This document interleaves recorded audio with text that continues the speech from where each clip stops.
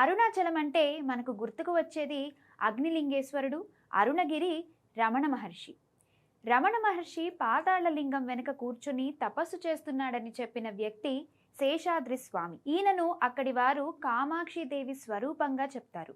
తన బిడ్డ ఎక్కడ ఉన్నాడో తనకు తెలియదా అని ఆయన చెప్పిన మాటల వెనుక మర్మం ఇదే.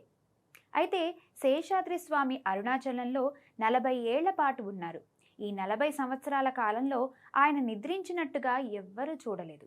నిరంతరం ఆయన గిరి చుట్టూ తిరుగుతూనే ఉండేవారట. తార్కికంగా అప్పుడప్పుడు ఆయన చెప్పే మాటలు అర్థం కానట్టు ఉన్నా భక్తి మార్గంలో ఉన్నవారికి అవి ఎంతో శక్తిని ఇచ్చేవి. ఎవరు ఏమిచ్చినా తీసుకునేవారు, కానీ తినేవారు కాదు. అరుణాచలంలో సంచరిస్తూ తనలో తాను మాట్లాడుతూ నిరంతరం నడుస్తుండే శేషాద్రి స్వామి జనవరి 4, 1929లో శివైక్యమయ్యారు. ఆయనకు గుర్తుగా రమణ మహర్షి ఆశ్రమం పక్కనే ఆయన భక్తులు శేషాద్రి స్వామి ఆశ్రమాన్ని నిర్మించారు.